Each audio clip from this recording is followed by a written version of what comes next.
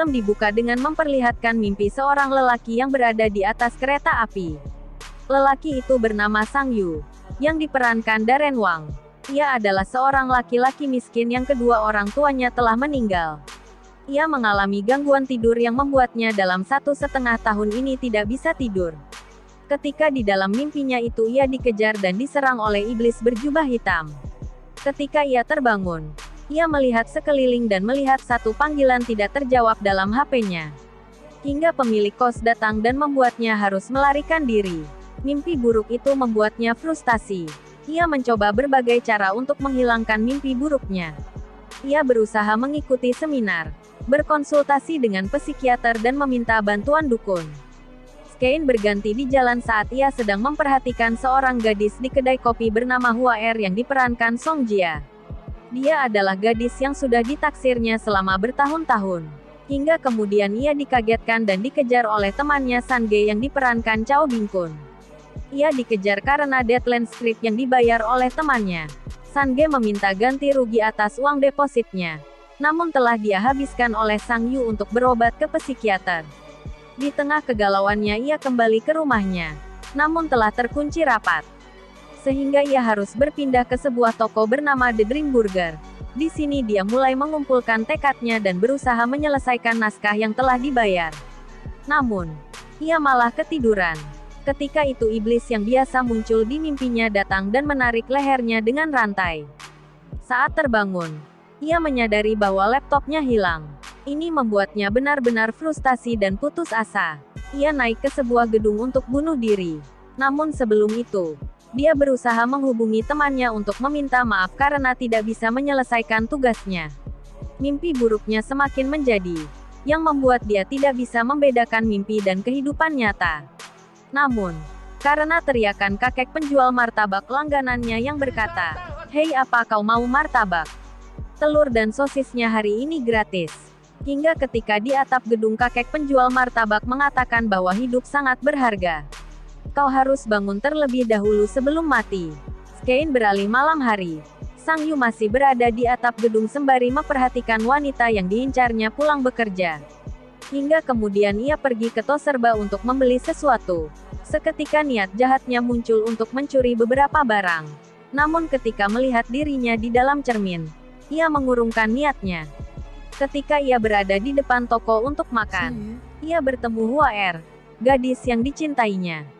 Namun tiba-tiba dia berubah menjadi seorang iblis dan menusuk jantungnya dengan pedang.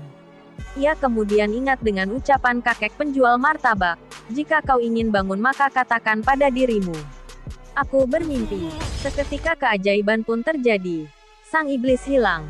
Namun Sang Yu bisa menarik pedang yang dibawa si iblis ke dunia nyata. Skane beralih ketika Sang Yu membawa pedang tadi ke toko barang antik. Mengetahui pedang itu bernilai mahal, ia membawanya ke pegadaian. Benar saja, ia mendapatkan uang yang banyak dari penjualan pedang itu yang membuat semangatnya kembali. Ia mulai membeli makanan enak, membeli laptop baru dan merubah penampilannya. Hingga di suatu malam ketika ia berada di hotel, seseorang mengetuk pintu kamarnya. Di sini ia mulai menyadari bahwa ia bisa mengambil barang dari mimpinya dan setiap kali dia berkata "aku bermimpi" ia akan kembali ke dunia nyata. Ia mengambil sebuah guci dan mengucapkan mantra. Namun tidak berhasil hingga iblis datang dengan membawa kapak. Ketika ia mulai terpojok ia mengucapkan mantra dan benar saja, ia terbangun dengan kapak itu di sampingnya. Kepercayaan dirinya semakin meningkat dengan semakin banyaknya uang yang ia miliki.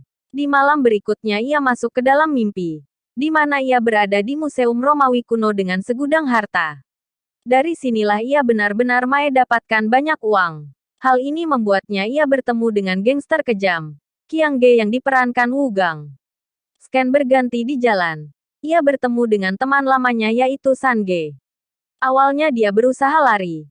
Namun ketika melihat kaca ia menyadari bahwa ia bukan Sang Yu yang dulu. Kemudian, ia mengajak San Ge makan di restoran mahal dan membayar semua hutangnya. Hingga di suatu kejadian membuat San Ge mengetahui bahwa Sang Yu memiliki kekuatan super. Mengetahui itu, Sang Yu menjadikannya sebagai asisten pribadinya.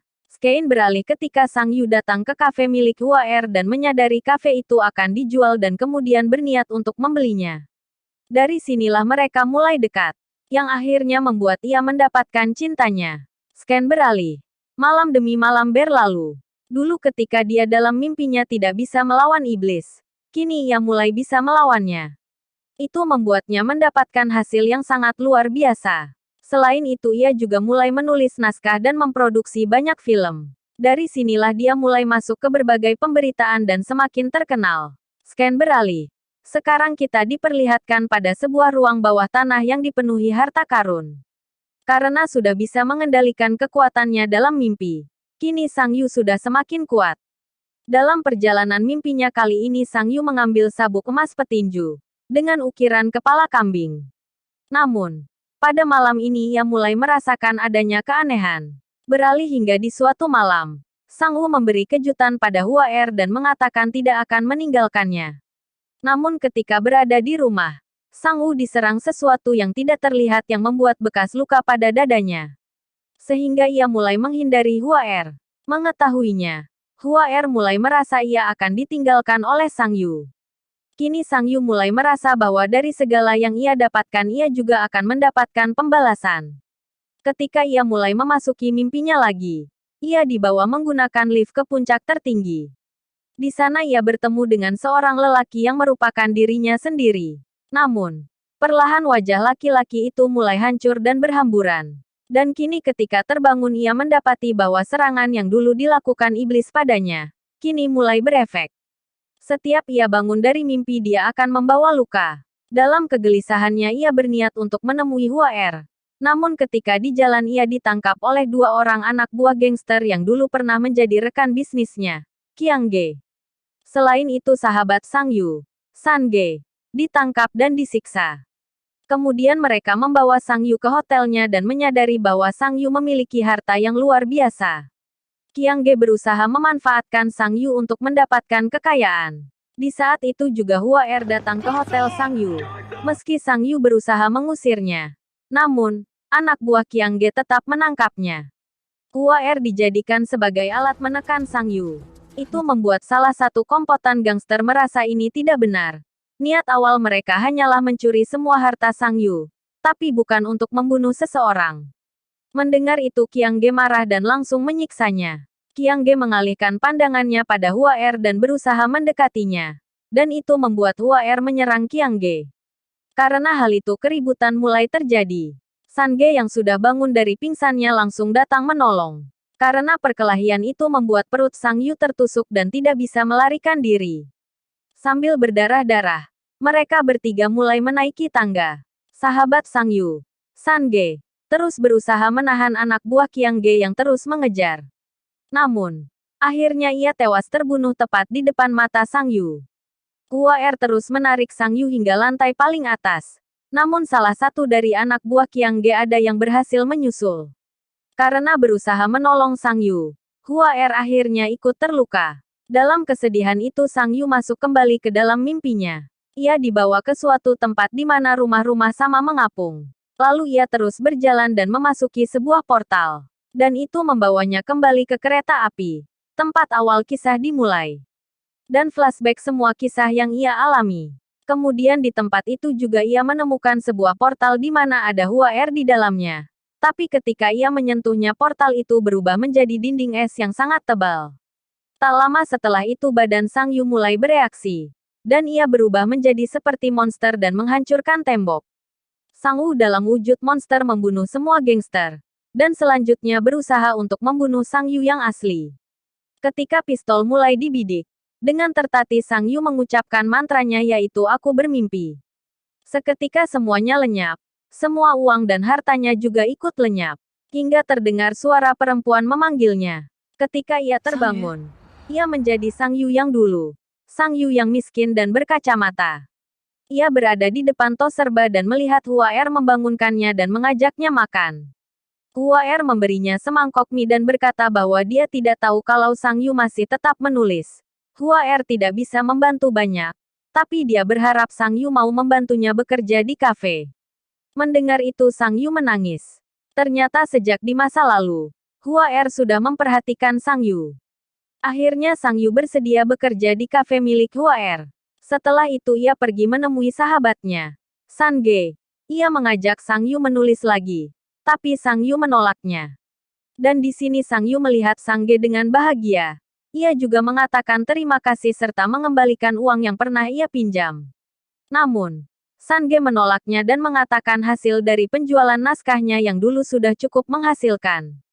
Mendengar itu Sang Yu merasa sangat terharu dan bahagia. Di keesokan paginya, ia membuka kafe dengan bersemangat dan melihat kakek tua penjual martabak.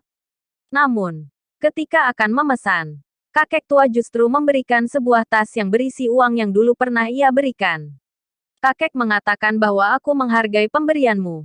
Tapi kau telah menukar hidupmu dengan uang. Aku tidak bisa menerimanya. Lalu si kakek memperlihatkan perutnya yang mana terdapat sebuah bekas luka. Lalu ia berkata, lihatlah. Dulu aku juga menukar hidup dengan uang. Namun aku lebih bahagia sekarang. Mendengar itu tiba-tiba portal kembali terbuka dan Sang Yu masuk lagi ke dalamnya. Kisah tamat.